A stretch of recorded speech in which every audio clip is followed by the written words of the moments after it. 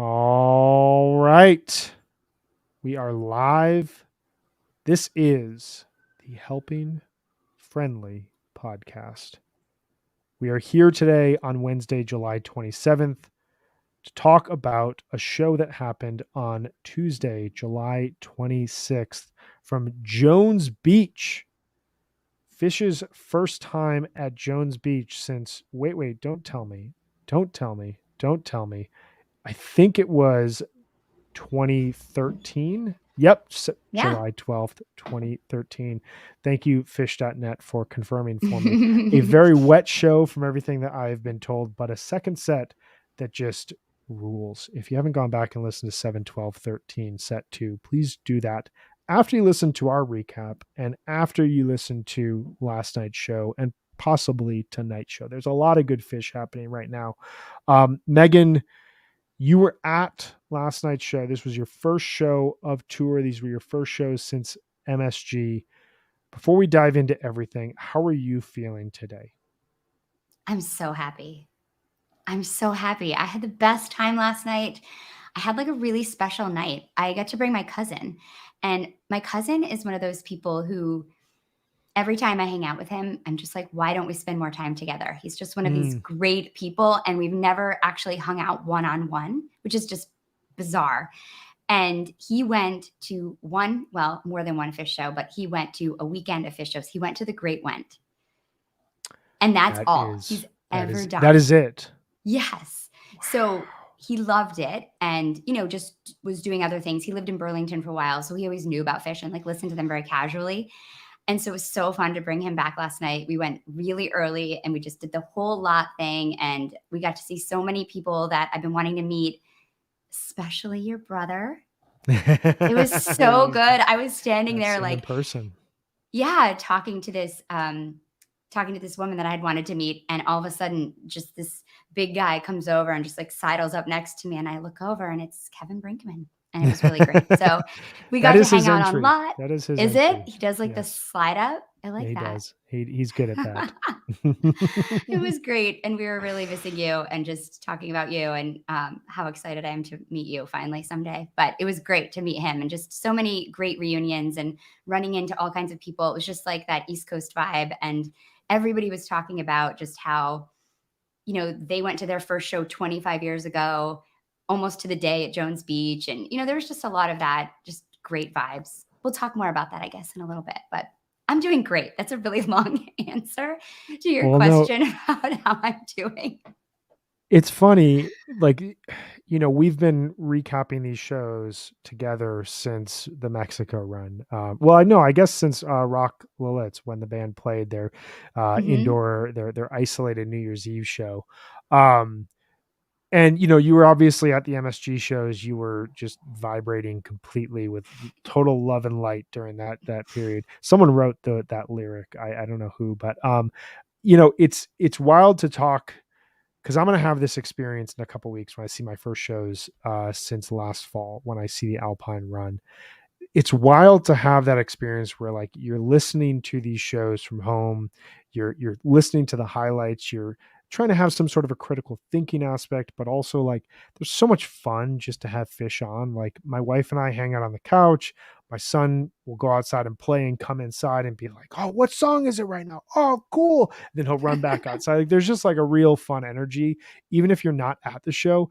But then when you're there, everything you're describing, it's a totally different feeling, because you're seeing people. There's that constant reminder of, oh my God, I'm going to see a fish show tonight. I have no idea what this is going to be. I could be walking in to the best show I've ever seen, and I have no idea, like, everything I did to this day is going to fit into that context. Whatever it is, it's amazing. And we are so excited to dive into it. I'm so excited to have you share that experience. We're also going to bring on an outstanding guest today, Matt Higgins, who can be found on fish.net at Night Moves, which, my God, what a song. What a way to just like throw yourself out there by representing what I would argue is one of the 2 or 3 greatest songs that have ever been written. He is going to come on here shortly. He joined us for the Charleston Night 1 recap back in I think that show happened on May 31st, so early June. We're going to talk a little bit about kind of where the band is at compared to where they're at in the spring, as well as his thoughts on last night's show along with yours, Megan. But before we get to that, we have a couple bits of business that we do have to get through. And these are all good business. This isn't business. This is good business. Our first is we have to tell you about our sponsor, which I just got my first bag of Look the at that. Ocean of Osiris from Passion House. Look at this. That is my company's logo on a bag of coffee. I feel so excited. Tell us about Passion House and what we're doing with them. It's so cool. First of all, their bags are beautiful. They're just like works of art. But here at Osiris, we love Passion House. They make the best coffee, and we are always drinking Passion House coffee every morning. I had mine over ice this morning with some oat milk. That's the way that I have. Yeah, you've got yours right now. That's the way that I like to have my coffee. And now, as Brian just said, we have our very own blend, and it's called the Ocean of Osiris. And you can get some of this coffee today, and you can get free shipping too if you use the code OSIRIS. So check that out. And a lot of you know about our contest we have that's been really fun, where every fish show we're giving away bags of Ocean of Osiris coffee every time Fish plays an ocean song. So every time you hear an ocean song, you can tag at OsirisPod and at Passion House Coffee on Twitter and use the hashtag Ocean of Osiris, and you could win a bag of free coffee. And we have 2 winners today, right, Brian? We have 2 winners, and I will just say really quickly, these ocean songs, it's a really fun aspect of listening to these shows because you're like, oh my God, NICU has lyrics about oceans. Pebbles and Marbles has lyrics about Yeah. oceans. It's not just a wave of hope or a song I heard the ocean sing, or Gula Papyrus or Soul Planet. There's a lot of songs in there. You got to do a little bit deep diving into the lyrics, but once you hear it, you're like, I'm getting some coffee, and I just identified some cool nuanced aspects of fish. But yes, we have 2 winners here today. Congratulations to Michael Pro, who can be found on Twitter at Michael R. Pro, and Mike G, who can be found on Twitter at DEDPH1SH. So dead fish. Really, really awesome stuff. Congratulations to both of them. So we want to tell you as well, our friends at Wook Plus, we encourage you all to check them out. They have 2 different shows that are happening throughout this summer tour. The first debuts tonight. They're coming to us live from the virtual lot. Pre-shows on Wednesdays throughout tour, as well as their After Fish After Show, which is live 15 minutes post show. You can watch these on Twitter at Wook Plus, as well as on YouTube if you search for Wook Plus. Great dudes over there. Shout out to everyone at Wook Plus. I will be on the After Fish After shows this weekend to recap the Ooh, MPP shows, which awesome. I'm really excited about. Megan's been on. Jonathan was on last week. It's a ton of fun. So fun. So fun. Those dudes, they crush it. Really exciting. So a couple of events that we want to tell you guys about, and then we'll promise we will get to the meat and potatoes. Probably a little bit more meat, but potatoes will be there because you need a little bit of starch with your diet. Everybody needs it. We want to tell you about an AC ticket giveaway. We just announced this on Twitter today. Today, we are giving away 2 3-day passes to see Fish in Atlantic City. All you got to do is write into OsirisPod on Twitter. Share with us your most cherished memory of Fish in Atlantic City. We will pick 2 winners tomorrow and share them on this show. 2 3-day passes, giveaways from Osiris Media. That is awesome. It's amazing stuff. Everyone else out there, the whole world is raising their prices. We're just giving away tickets to people because we love you so much and we want you to see Fish on the beach. And while you are there, we want you to secure your spot for Osiris plus HFPod live at the Anchor Rock Club. We will be there both on Saturday, August 6th and Sunday, August 7th. Saturday, we will have John Barber playing an acoustic set. John Barber of the Disco Biscuits, of course. And Sunday, we will be doing an auction benefiting the Water Wheel. We will be auctioning off vinyl, posters, shirts, and other hard-to-find fish memorabilia. Tonewood Brewing, our good friends, will be sponsoring the event. These 2 events, they're totally free. You don't have to buy your tickets. We're just giving more away, more of ourselves away. But you do need to secure a spot at osirispod.com /Osiris Live. And then finally, as we move through summer tour, we will be doing a live show at the Cooperage in Milwaukee, Wisconsin. RJ and I will be hosting a conversation plus a concert with Riley Walker, one of my favorite singer-songwriters. Get your tickets for that at osirispod.com/Milwaukee. And then close out summer tour with Osiris Live at the Larimer Lounge here in Denver, Colorado. Wednesday, August 31st, we will be doing music and conversation featuring the incredible band Taper's Choice.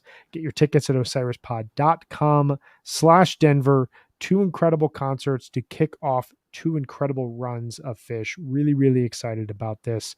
I'm going to be at both of those. Megan, you will be in Atlantic City. Yeah. Jonathan will be out here in Denver. RJ and I will be in Milwaukee. RJ will be in Atlantic City. If you want to see us, if you want to hang, these are the best places to come and see us at. Anything else, or should we dive into the show? Let's dive in. We're going to dive in. We're going to bring on Matt Higgins right now. Matt, welcome back to the podcast. How are you, man? Feeling great. Thanks for having me again. This is always a Matt. blast. Yeah. How are y'all doing? Doing great, man. We're good. I'm probably more awake than both of you. I know that sensation of like being at a Fish show. It's like they say in basketball that an NBA Finals game is like playing 3 basketball games and like it just wears you down so much. Going to a Fish concert, it's like existing for 3 nights. Like no matter what happens, no matter how great the show was, no matter how much fun you had, you come out of that show, you wake up the next morning, you're like, what the hell was I just through? That was a lot. So I'm glad that you guys are able to be here with me. Yeah, I need to tell my my coworkers and my boss that seeing Fish on vacation isn't exactly the most relaxing way to spend your time off, but totally they don't get it every time. Every time you get back from a Fish vacation, people are like, "Hey, how was it? Do you feel relaxed?" You're like, "No, man, I feel like I just like worked like 3 weeks. It was incredible." I feel rejuvenated. Like, don't get me wrong, I'm rejuvenated, but I'm not relaxed necessarily. Exactly.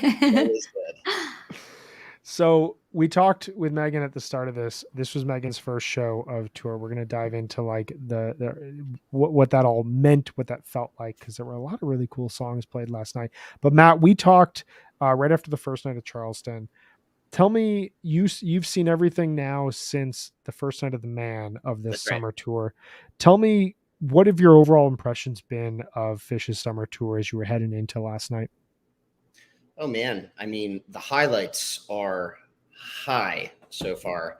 And I think if I could really nail down what I've seen is in terms of the difference between spring and summer, I know we didn't have too long of a break between that, but one thing that stuck out during spring tour was I heard Trey, leaning more towards that clean playing that we heard in MSG, not as effect heavy. And I feel like he's brought that back a bit, especially as of this last weekend in Bethel.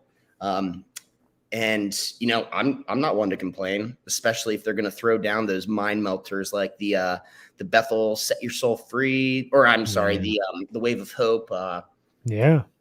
Set Your Soul Free, the last night's, that we'll get into the leaves, but yeah, man, if they're going to be bringing those kinds of jams, I'm all for the effects. I'm right there with you, and I'm curious your thoughts on that, Meg. Like, to me, the MSG run, I loved it. I thought it was so unique in that moment. I thought that the band matched the energy that was in not just the room but in the fan base for like this disappointment of like another hit of, okay, summer tour 2020 is canceled and moved. There's no chance of any Fish shows. We get Trey at the Beacon, which was an incredibly special thing, but then we go into 2021. You wait until literally a year ago tomorrow for Fish to play their first show in 18 months. MSG 2022 had that similar vibe. Even though we had Fish shows last summer and last fall, it was another break.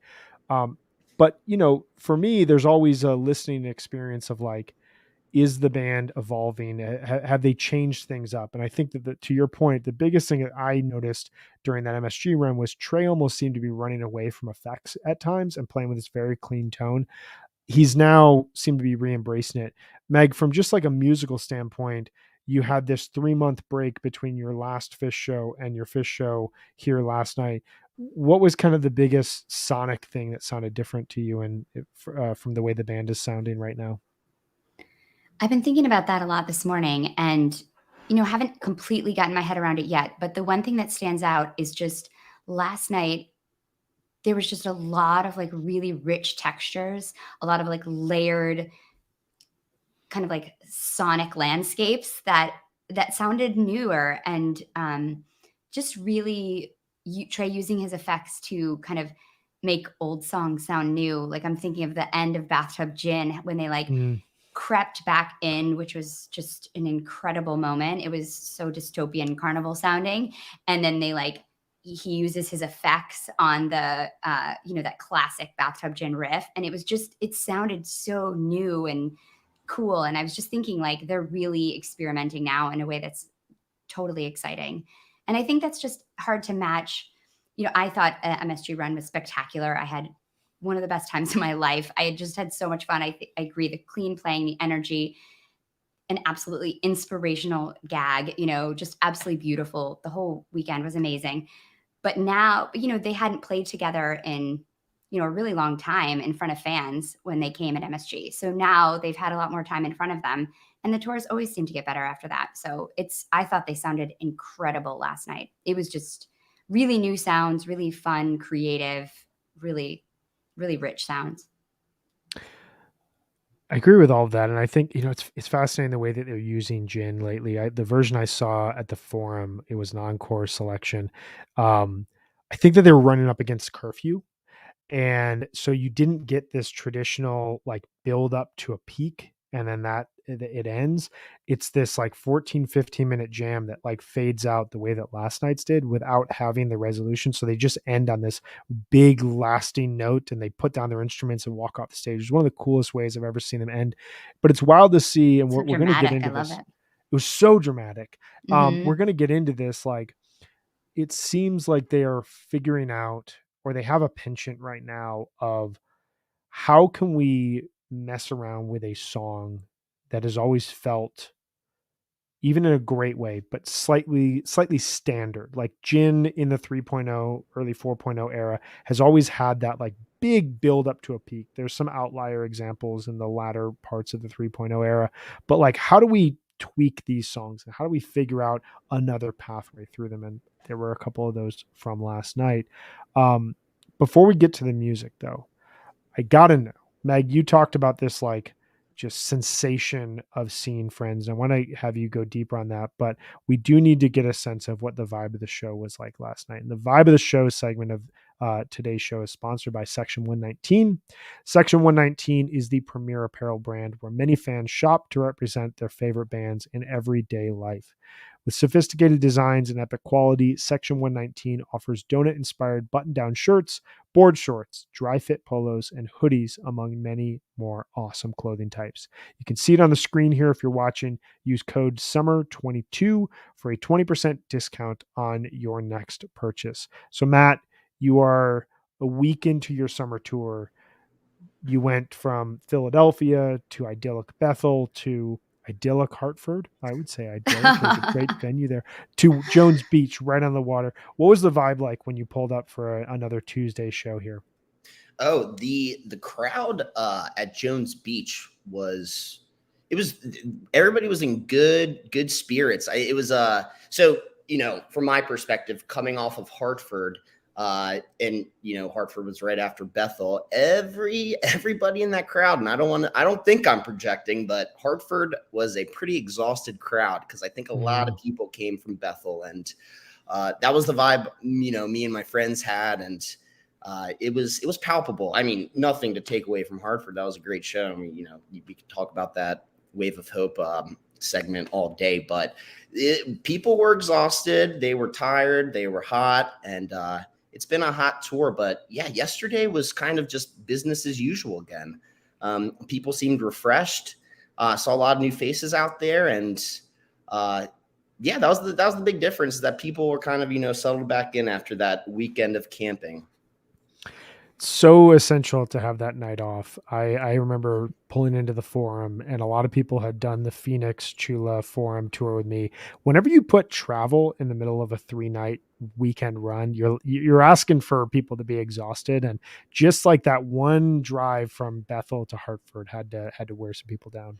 Yeah, the camping always adds a few layers of exhaustion there. But I remember you and I were talking last time, Brian. I did that same, you know, fall run that you did. And whew, yeah, that 3 cities, 2 states, 3 nights, it takes a lot out of you. But It's a no, lot of last night driving. it seemed refreshed. And, Mm. it was my first time at Jones Beach, and I had no idea what to expect from the lot. I heard it was pretty extensive, but man, that parking lot, it's like an NFL stadium. It's huge, Mm. huge, so expansive. So did you get a classic shakedown, or was it limited because of where it's at? It was a classic shakedown. You had, Awesome. 3-4 rows worth of vending and whatnot. You had a nice band playing, playing your Grateful Dead covers and whatnot. It was again, business as usual. All the same burrito places that were in Bethel and Man, just like clockwork, they were in Jones Beach. I love it. I love Yeah, it. huge, huge. It's incredible. Megan, you talked a bit at the top just about like that vibe of reconnecting with people, but tell me kind of from your perspective, jumping on tour halfway through it, what were your thoughts on the vibe of the overall show as we were heading in? I was super anxious to get there. As you know, I think I was texting you about this, Brian, but I have a lot of pre-show anxiety, and I'm usually the one in control of all of the logistics, and I wasn't really, and I was taking the Long Island Railroad by myself. I'd never done that, to meet my cousin, and I was stressed, just stressed. So the minute I got on the train, I started to feel a little bit better, and just once I got out there and got onto lot, it was just like we parked really far away. We were like, this is gonna make it easier to get out, and ended up going down like a winding path and ended up on the beach at Jones Beach, like not at the venue at all.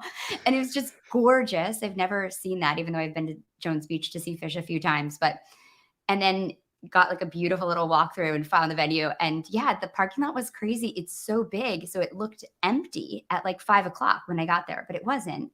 So you kind of made your way over to Shakedown, and it was a glorious shakedown. It like makes up for all the things you can't do in MSG. That's the only sad part about MSG. There's no lot. That always kind of breaks my heart because I love the lot, but the Jones Beach lot was awesome. And I think the weather being so perfect, I mean, it was like 78 and breezy and even a little cloudy sometimes. So, like, you just get these ocean breezes, and everybody just looked, yeah, relaxed and excited. And there's a lot of people jumping on tour, it seemed like. So, everybody was super pumped up. I was so happy. I mean, the minute I set foot on that lot, it's like coming home always. Such a good feeling.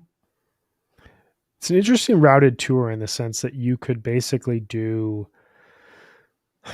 Great Woods and Bangor and like kind of catch this like mini northeastern run, and then you could jump on in Philly, or you could have driven down from Bangor. It's a little bit of a journey, but you could do Philly and then go right up to Bethel, over to Hartford, and then down here to Jones Beach. You can jump on at Jones Beach and drive south and see that. You can jump on in the Midwest. Like there's a lot of different areas for people to jump on tour. And so I think we're going to get, like I said, I'm seeing my first shows will be at Alpine. It'll be really cool to see like what is the vibe like when you get a Midwestern show. But it's so cool that they came back to Jones Beach for the first time in almost 10 years. Let's jump into the music here, into the show here itself. Big shout out.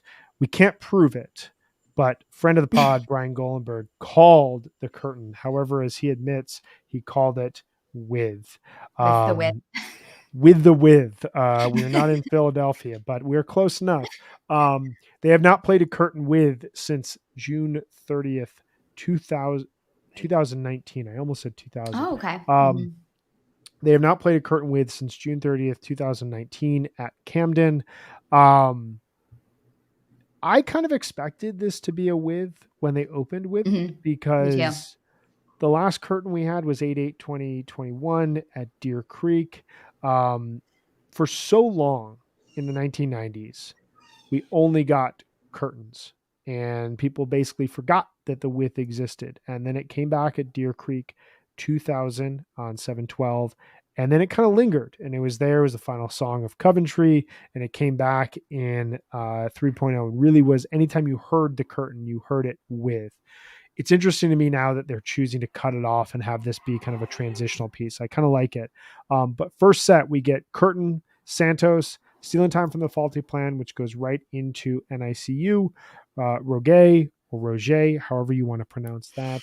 I know that Jonathan Hart is watching, so we have to give both options there. Pebbles and Marbles, Bathtub Gin, Maze. We just say Maze, not a slow maze, just Maze. And then Squirming Coil to end it. Matt, starting with you, what was your big highlight of set one? Stealing Time from the Faulty Plan. That's it. Who would have thought? The theme of the tour. It's if you were, and I was thinking about the whole tour in general earlier today, and I was thinking a lot of I'm not going to say a lot, but there's some Fish fans, a lot of my friends, honestly, that like to use their eyes more than their ears when they look at a set list. And this is the tour where you got to use your ears. It's not so true.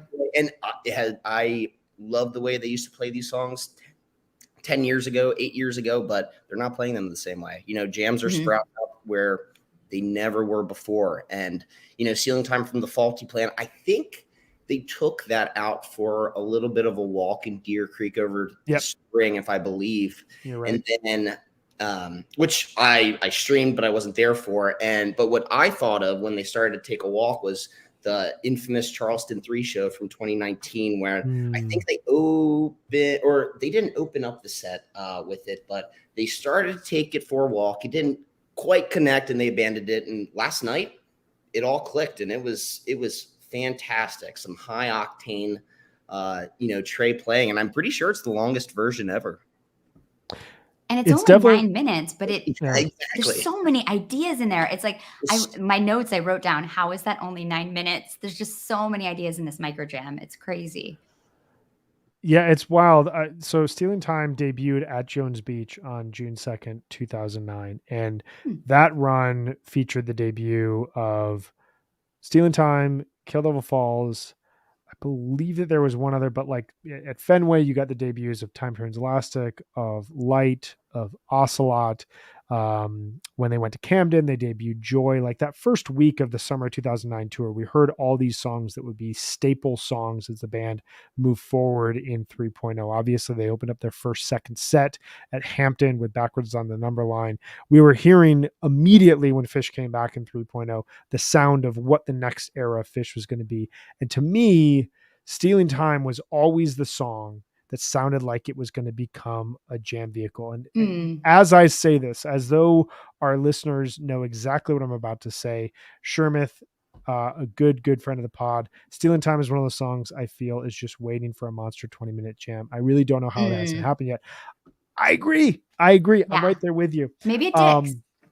Maybe at Dick's. I mean, maybe even sooner. Who knows? Like they're in this interesting place here right now where they're debuting jams off of songs and just taking a little bit further. And usually that second go around, there's something more. Megan, I want to ask you just with regards to Stealing Time, because you said it, you didn't know how this was 9 minutes. This is one of the distinctions of being in the venue versus being at home, is I can check Twitter and be like, okay, we're at 8 minutes now. We're at 12 minutes now. Oh my God, we crossed 20 minutes now. And like, I can be informing people who are there of like, hey, you're seeing a 25-minute jam. You're seeing a 30-minute jam. But we all know when you're there, 9 minutes of jamming, which is really like, there's 7 condensed minutes of significant jamming here, feels longer. What was it like for you listening to so much of this tour and then being in the room for almost immediately you get a really cool micro jam? I lost track of time so much last night. I really didn't know how long things were. I often didn't know what song we were in. I was so in the moment, and I definitely thought that Stealing Time was like 15 minutes at least, for sure. And I also felt like the whole first part of the show, there was like a lot of white lights, like a lot of big energy just right away coming out. Like I love the Curtain as an opener because it's just like this force of energy. And even Santos, you get the blast of white light, and Stealing Time is always just a song. It was a song that I didn't really connect to a lot. And then during the pandemic, it just all started to make sense to me. And I felt like it was so much about the way I was feeling during the pandemic. And I think that song just rocks. And last night was my favorite version I've ever heard. It was incredible. I thought it was a lot longer, a lot, a lot. It was great though. What a highlight. Was that your highlight of set one as well? It wasn't. Mine was the gin. You know, this gin, the peaks were really blissy. And I think I texted you guys that there was some talk on Twitter about someone making a fuck bliss shirt because like they've been so dark and evil lately. And I was joking that I think Trey heard about this and was like, oh, you're done with bliss? Okay, well then I'm just going to bliss you the fuck out tonight. And it was just the peaks were really blissy, but they were really soulful and just melodic. There was like so much to grab onto in this jam, and hearing it live, it was soaring and grand. It was just completely took my breath away. At the end, it's really like contemplative and it's so gorgeous. And then he brings in that riff like we talked about earlier with the effects, and it's really orchestral sounding. This was a really great gin, one of like my favorite I've heard in a while live. Matt, what were your thoughts on the gin? Yeah, it was great. There was a moment, I think it was like maybe 5.5 minutes, 6 minutes, kind of when they leave the song proper, where Trey him and Fishman. I don't know who was leading on who. Knowing this tour, it was probably Fishman, but Trey it was high octane. I went, oh man, we're going for a ride. And that we did. It was, a really great version. I don't know if it's going to be the highlight of the tour, but again, it's just that extra sauce that they've been adding to every song this tour that, again, it might not, deserve its own thread on .net, but if you're skipping this, it's you're doing yourself a disservice. But the same way, Megan, as you mentioned towards that end, when they get into that contemplative, area, I thought, oh my God, goodness, are they just going to start jamming this now for another 10 minutes? Like, I can't handle that. Yeah. So I know. I was like, please. When they went back into the gin riff, which was the opening riff, I was almost like, thank God. Like, oh. Yeah. Save me from myself. Yeah, and just one more thing I wanted to point out of the set. That transition from Stealing Time into NICU was a legitimate arrow.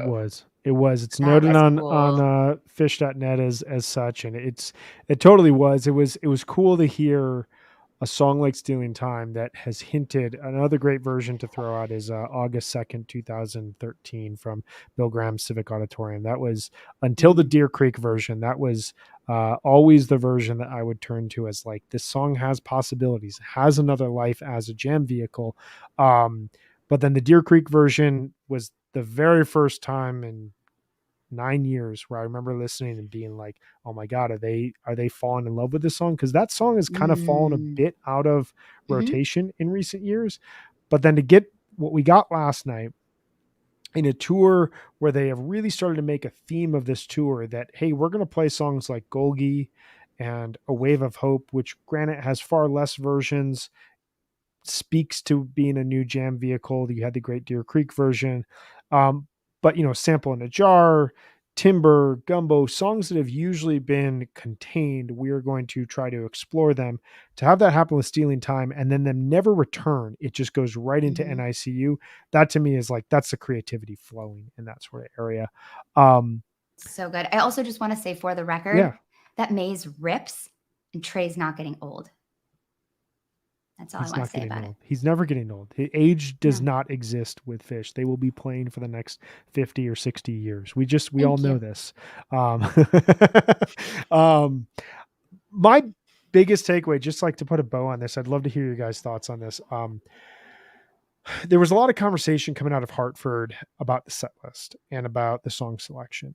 I said something on Twitter yesterday that like when Fish is playing the way that they're playing, it honestly, like, it does not matter to me what song they play. Like, I could write to you the worst set list on paper, just in terms of like songs that have no relationship to each other, songs that have no flow, songs that have never really been explored. Like, a set list where you're like, that doesn't feel like a Fish set list. And I guarantee you, in the way that Fish is playing right now, they could make it an incredible show. I don't personally think Hartford had a bad set list. I think it was some interesting set listing calls. I have to imagine that the band felt a little bit tired, although they played Breath and Burning, Sigma Oasis out as far as possible in set one, and then set two obviously had that great hour-long opening to the set. But last night's whole set, the whole show overall, it was a really good set list. Like if you want just like classic Fish songs, you got them in Curtain. Santos is like an updated Disease without the jam segment. NICU is always a fan favorite. Pebbles and Marbles is a rarity that people are constantly chasing. Gin, Maze, Coil. Like, how do you end a set better than saying, hey, we're going to go from Lawn Boy to Rift back to Lawn Boy? Cool. I'm in for it. And then the second set is both a combination of new songs that are jamming and a lot of classic songs like Mango Song, Chalk Dust Torture, Harry Hood, and the Encore. I'm curious for you guys, what did you think of this from just a simple song selection standpoint throughout this show? Meg, what were your thoughts? I thought the show had a lot of flow. There's just a consistency to the level of their playing, and also some of the kind of sonic textures that they're building last night. Like, to me, I kept hearing Trey using a lot of like the 90s rock god pedal effects, and that just kind of carried through. So to me, the show felt like it had kind of a theme to it in a way that Hartford didn't. Yeah, I remember we were talking over text, like you felt like Hartford was a little up and down. Last night felt a little bit more fluid to you. Absolutely. Did you get that sense, Matt, being at both shows? Yeah, definitely. And again, what I think it really comes down to is that the band's going to play what they want to play, and they're going to jam when they want to jam. And again, I think if anything I've been hearing from the crowd, it's everybody kind of wants that more of a classic set list. Like they're always saying, I separate, like, please give me the Chalk Dust, please, where's the mics? And we don't need those anymore necessarily. Yeah, well, I mean, we don't need it, but we want it. You're right. Like last night, I haven't had an issue with any of these set lists because, again, you got to use your ears. I know, speaking to Hartford, I don't want to detract too much, but my one friend who hasn't been to any of these shows, big Fish fan, but he can be a little more critical. He texted me after the Hartford show after looking at the set list and just he said, "Wolf." And I went, "Oh man, that's some of the best hour-long jamming I've heard in years from the band. Go take a listen." He did. He goes, "All right, I'm gonna start listening this tour." I go, "Exactly." Well done. The set list construction, I think it's great because knowing how they've been playing, it's keeping you on your toes because they might not be starting with a Chalk Dust tweezer every night, but that the band's intentional and they're not taking a night off or a week off or a tour off. They're going to melt your faces as they've been doing for 39 years. I love it. Let's keep on mixing up the set list. I'm right there with you. And I think it speaks to the challenge of, and I've talked about this a lot, but like they've thrown so many songs into the rotation, so many songs in the rotation, and they don't play as many shows as they played 20, 30 years ago. And that leads to challenges of like, hey, this is the first time we're going to play this song in however many shows, or we're trying to work this newer song into the rotation. And you either get moments where like songs fully click, like the way A Wave of Hope did, or you get moments where they don't click and you kind of have one shot. And that one shot aspect, it seems to really add a lot to Fish's performance right now, because they know when we open up a second set with A Wave of Hope, we're not just going to open up with A Wave of Hope. We're actually going to test out and see what this song can do. And that happened a lot in the second set here, which we're going to get into. But before we do that, and I appreciate both of your guys' thoughts on the overall set listing. I think it's an interesting topic that could be approached with less complaints and more just conversation. I think it's an interesting topic. It just doesn't need to be like complained about because it's really not that. It's not that bad. It's not that big of a problem. I want to ask you guys both though. My set break, what did I do? I took my dogs out. We took a nice little stroll around the neighborhood. I did a little bit of work outside, and then I came back inside for the show. But you guys are there. You guys are in the venue. You can't leave. Our set break segment is sponsored by our good friends at Sunset Lake CBD. Meg, do you want to tell us about our friends at Sunset Lake CBD? Absolutely. Sunset Lake CBD's line of smokable hemp products are for the old deadhead or for the young fish fan, anyone searching for a mellow body high. Smoking CBD has all the benefits of high THC cannabis, but without the paranoid and anxious side effects. They've got 9 different strains from this year's harvest, so there's really something for everyone. The Hawaiian Haze is awesome for an outdoor show, and Cherry Abacus is best for the end of the night. I smoked some Cherry Abacus at the end of the night because I was trying to get myself back to Brooklyn. And I knew I had to have my head straight. So I needed to kind of mellow out and smoke some CBD to feel like I'm still kind of like smoking and enjoying the show, but I'm mellowing out and I'm not going to get paranoid and anxious, and I'm not going to worry about if I'm going to make it back okay. So check them out. All the flowers grown, cured, and trimmed by Sunset Lake CBD farmers. And they have a farm to table approach where they ship their products directly from the farm to your door. So you get it really fast and really cheaply. So check them out at sunsetlakecbd.com. You can use the coupon code HFPod and you're going to get 20% off all your products. Sunset Lake CBD is farmer owned and Vermont grown. And as Jonathan Hart says, we need to kick back sometimes with some Sunset Lake CBD. Yeah. Set break is that time. They leave the stage. Paige says, thanks, guys. We'll be back. Don't worry. I know. I was thinking about you, just waiting for him to maybe say that magic phrase, Brian, but Stick around. Yeah, I thought he was going to happen. Around. He pulled the mic up. And, no.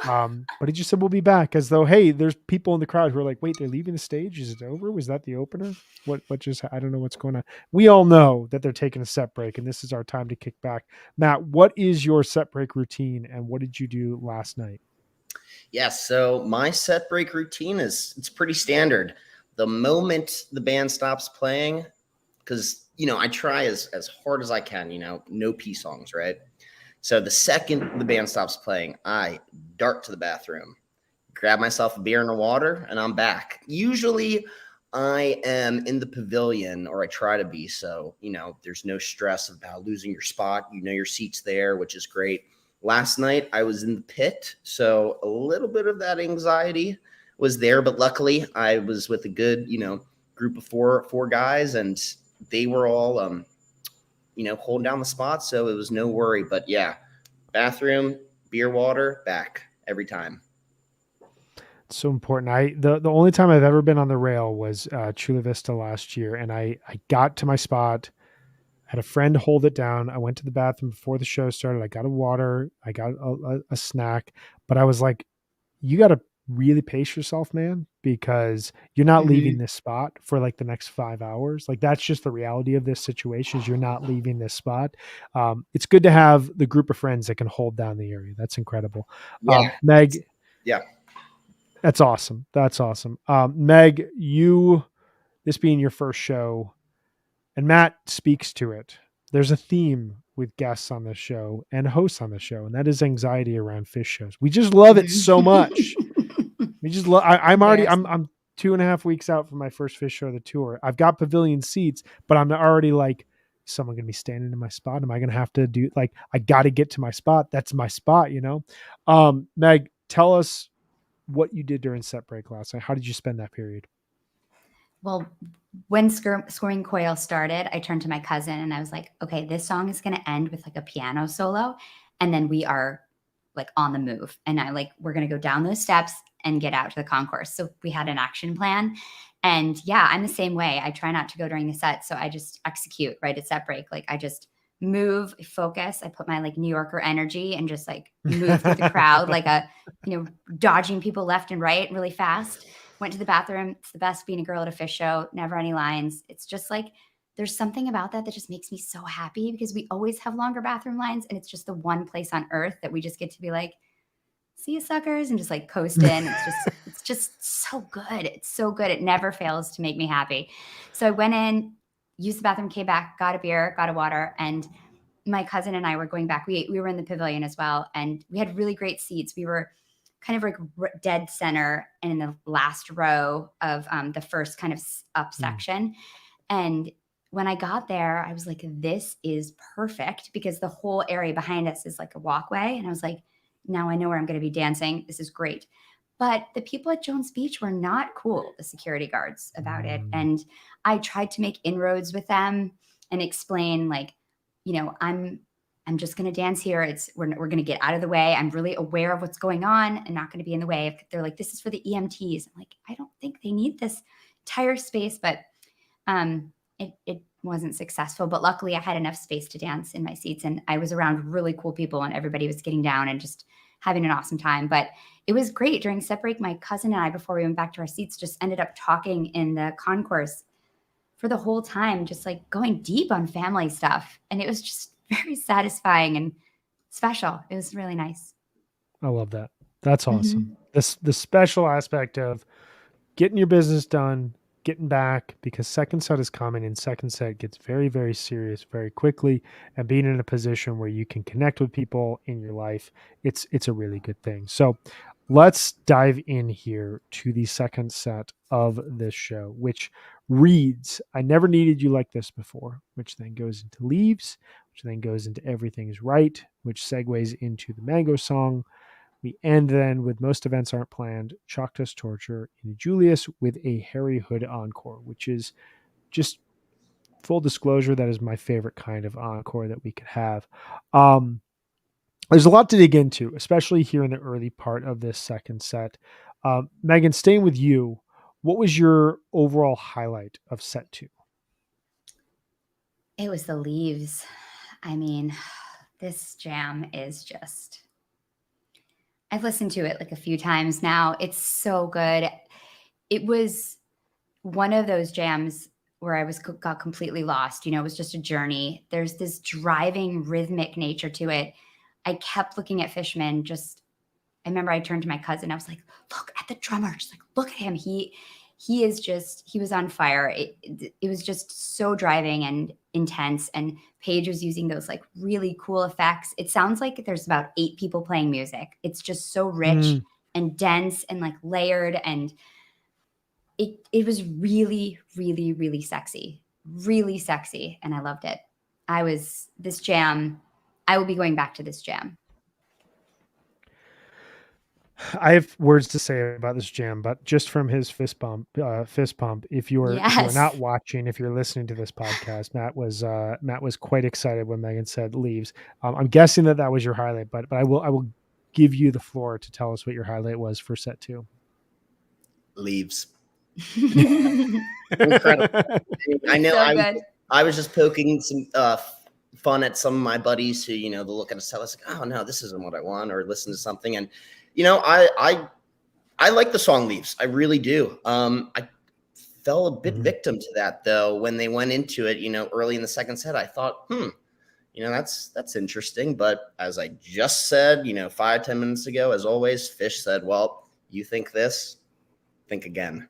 And they proved me wrong. It was, contemplative. It was ethereal. The immediately, and looking back, I don't know if it's the greatest comparison, but at the time I was just, whoa, what is happening? It made me think of the Beneath the Sea of Stars from Higgins a few years ago. Now, I don't think it was that, out there and that, stretched out in terms of, where in the universe are we? But at the time, I immediately thought of, Beneath the Sea of Stars type jam. And it was just incredible.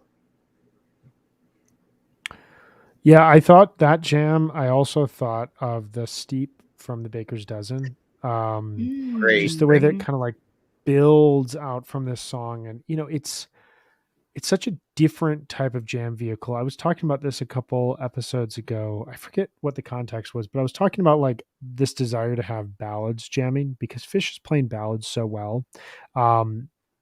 They're so delicate. They focus on dynamics in such a unique way right now with a lot of their ballads. Like Farmhouse from Hartford was absolutely stunning. This last year in Vegas, they did a jam out of 2 versions of Me, which I thought was really exciting. Mhm. It's just so many Fish jams come out when the band is playing at a relentless high pace. And then it goes through waves of, here's high energy jam, here's some evil jamming, here's some uptempo bliss jamming, here's kind of a mellow conclusion to the jam. Having them come out of a slow contemplative ballad, I think, is just such a different approach to it. It also reminded me of the Reading 20 years later from 2013, but Leaves was my highlight as well. I love this song. It sounds like a Bowie song to me. It's on the recording on Sigma Mhm. Oasis. It's brilliant. It Go Brian, ahead.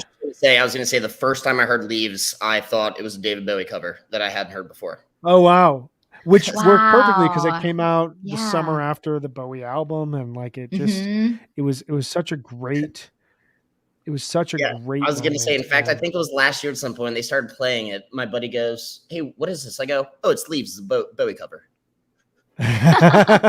Unofficially. It speaks a lot. It does It sound like speaks a lot to the band's songwriting. This was to me. So first and foremost, from a jamming standpoint, I think this is one of my 5 to 10 favorite jams of the year so far. It's right in that list with me. With from this tour, the Set Your Soul Free, the A Wave of Hope, the Down with Disease. But if you go back further in the tour, the Carini from Mexico, the No Man in No Man's Land, the Tweezer from Orange Beach. Just so many great performances throughout the year. From a set listing call standpoint, because I think this will open Mhm. us to the larger topic of this set at hand. I want to give a shout out to our co-host who is hanging out, who posted this Yes. comment 4 or 5 minutes ago and has been waiting for me to highlight it. I know it. Jonathan Hart called the I Never Needed You Like This Before jam on this podcast show. So Jonathan's got the calls. that I'm telling song, you right now. he's got the calls. Some people call songs that have never been played before. Other people call songs that will become jam vehicles. There's a difference. You know what I mean, Meg? You know what I mean? I do. I do. Sorry, that's a ribbing, the quadraphonic toppling ribbing. Um, My best so call ever. this song opened up it was this song opened up the 4.0 era. With it opened up the Arkansas show. It was played a ton throughout 2021. It felt like the song that was poised to become the next jam vehicle in the spirit of Everything's Right, in the spirit of Set Your Soul Free, in the spirit of Soul Planet. But it never quite got there last year, and even this year, it never quite got there. It was really cool to hear it open up into a jam. I will Mhm. say, I don't know if this is controversial or if I'm being too critical. It was interesting for me to listen to it and hear how the night before the show before, they just fully connect on A Wave of Hope. And here it felt like they were searching a lot and they were hitting some dead ends. And it felt like when they went into Leaves, I got a couple texts from people being like, right now. And then, of course, everyone ate Mm. their words when they jammed out Leaves. But it felt to me like, hey, right there. They explored I Never Need You Like This before. They never found that one segment that totally took them to that magical place, and that's okay. That doesn't happen. That's part of the point of exploration. But they found it in Leaves. I don't know if you guys agree about my assessment of I Never Need You Like This before. If you had a different takeaway being there. I mean, what a great set opener. The energy that Trey brings to that song is just palpable. I mean, such a classic rock song. To me, it sounds like a song that's always existed. And I thought it was great to open the second side. It was so fun to hear it jam, even if it, didn't come to anything, like you were saying, anything spectacular. But yeah, dropping into Leaves was a perfect call, despite what everyone thought at the moment. And, and it was beautiful. Yeah, I love I Never Needed You Like This Before. Mhm. It is, like you said, a straight rocker between, I saw some great versions last year at Shoreline and then at Mm. San Francisco in the fall. It's, to me, and again, musically might not be the best comparison, but what Chalk Dust used to serve in the mid 90s, where it was just, okay, Mhm. Joe is going to sit here and murder his guitar for the next 6 minutes and walk and sit here and watch. So when Exactly. they actually started to, and I'm good with that. I love that and having that song serve that purpose. But once they started to explore it, I'm here for it. And, they're completely different musical palettes, that and Leaves. But who's to say that had that, meandering not occurred in the, and I say meandering, they didn't. Yeah, exploration. Yeah, Yeah, No, I get who you. wouldn't have had the leaves had that not happened? exactly. Well, and that's Why? the point. Like that, I totally Yeah, agree with that. I do Like too. you, the point to me is the risk taking, and the risk taking doesn't 100% of the time, and it's never guaranteed to lead to brilliance. There's something really special that happens when they play that Set Your Soul Free jam on Saturday night, or that Wave of Hope jam on Sunday night, where all four members seem like every idea is aligned with each other, and it just takes them like jumping onto it, and every conversational piece just flows. That doesn't happen all the time, and that's okay. I don't personally think it happened last night with um uh I Never Need You Like This Before, but also like I'm just looking at the stats. This is the ninth performance of this song all time, and we moved into a Wow, jamming that's it. space. Yeah. That's it. Like we moved into a jamming space, which gives me the indication that the next time they play this, they're going to try to go for it again. But to your point as well, Matt, like we may not have gotten that leaves if they had fully connected around that Wave of Hope and it had extended for another 5-6 minutes. You never know. Like I'm really inspired and excited by the fact that they tried it out. It's a hmm meaningful song, and to see that take this next step forward in their catalog. But then to go into a song like Leaves that nobody is expecting is going to jam, and that song leads to such a brilliant jam. That's really the cool unknown aspect that you go into every Fish show with.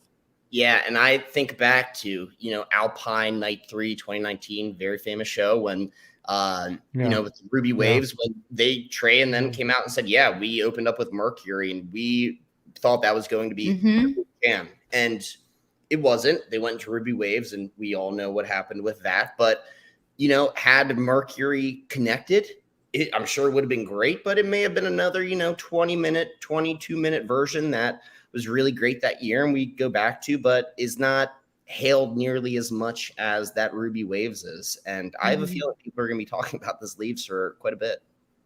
That's a really good point, and I'm right there with you. Um, Wrapping out the set here, to me, Everything's Right kind of was in a similar boat. It was kind of in between I Never Need You Like This Before and Leaves, where I felt like they fully connected, but I also felt like whereas the night before, you got three very specific, unique jams. It felt like they were in one kind of musical space. And by the time they got 9 minutes into Everything's Right, they were kind of like, okay, let's have some fun here. Like we got to that musical moment. They found the segue into the Mango song. It was a little bit of a rough Mango song, but then we end it with some rock and roll and Most Events Aren't Planned, which I don't know if you guys noticed this. Are there screens at Jones Beach? Can you guys see like besides the stage, are there screens where you can see the band close up? I was close to the pit. I didn't notice. There are Okay. screens, but I don't think they don't show like close-ups. I don't think. I never looked at Okay. them. I think they might have been just like the dead on shot. I have no idea. They do have screens, but I never saw Trey's face or anything.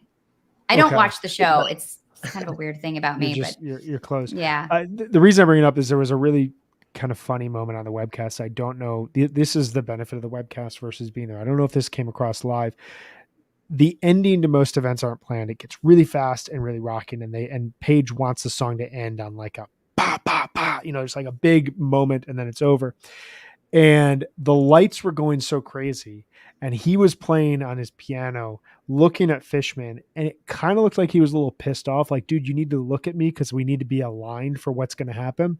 And Fishman was just going crazy and rocking out, and finally Fishman and Paige made eye contact, and Fishman was like, oh shit, yeah, I get it. And he looks over at Mike, and he's just got this, he's laughing, and he just like hits a fill, and then bum bum bum, and they end the song. And it was this like cool little close up of them with like Most Events Aren't Planned has been played. I'm pulling it up right now 9 times, just the same as Wow. I Never Needed You Like This Before. Um, it's hilarious to see them like still figuring these songs out and still figuring out live in the moment 40 years into their career how to hit the changes on these songs. But any highlights for you guys in terms of the latter part of the second set and the encore? That segue into Mango Song. Mango Song may have been, not the best, but that segue into From Everything's Right Into It was fantastic. But for me, that Chalk Dust, it had that old school vibe of the tension release that, like I said earlier, that was the purpose it served. And I think that was the first time I really saw in my opinion, people could disagree, I thought that was as close to a classic Chalk Dust as I've personally seen. Yeah, I was texting with a friend that like I love how Chalk Dust, even when it doesn't jam now, it still has this like weird distorted elements to it. This was full on rocking, but like Trey was leaning into his pedals, he was making weird noises, and then it fades into Julius. It's just so crazy to me that a song like Chalk Dust Torture at this point in its career can be featured as a set rocker, but also as a jam vehicle. There's just so much you can do with that song. But what about you, Meg? What were some of your highlights towards the end of the show? I just thought it was fun to end with like three classic Fish songs, Chalk Dust, Julius, Hood. I'm always happy to hear Julius. That just brings me back like old school. And it was just fun to hear, like they did a nice job in the show of balancing like new stuff and old stuff in a way that worked really, really well. And I just have to say a shout out back to the first set. And much has been said about my dislike of the song Roger. And I was in the parking lot beforehand with your brother, Brian. And he was like, they're going to play Roger tonight for you. And I was just like, no, they're not. Don't curse me. And when it actually happened, it was just hilarious because now I actually like hearing this song because the texts and the like Twitter shout out were just so funny that I was like, actually, this moment is great. So the script has been flipped for me. And it was a beautiful version. But yeah. I love that. I love that. I'm glad. Plus being on the beach, the ocean coming, like that song to me is Summer 98 bottled in a song. Yeah. And just like the vibe there seems perfect. All right. We have one more segment that we have to get through before we close out today. And this is a new sponsor. This is a new partnership that we've got to introduce here. We are partnering with Free Fans for Racial Equality. This is the lasting highlight of the show. What will we be listening to 5 years from now from this show, 7/26/2022? And before we get to that, we just want to let you know that Fans for Racial Equality seek to build an anti-racist live music scene and promote liberation through racial equality in the world at large by activating the collective power of our community. By facilitating thoughtful engagement around race and its intersection with other issues, Free empowers fans to challenge discrimination and systemic oppression wherever they see it. To get involved in Free's education, outreach, and community partnership programs, you can sign up to volunteer at fansforracialequality.org. Again, that's fansforracialequality.org, or share in the groove at the free table during a show. They will be at every venue for the rest of Fish's summer tour. Amazing people over there who are doing really incredible work. Matt, starting with you, what is the lasting highlight from last night that we'll be listening to 5 years from now? That David Bowie cover. Yeah,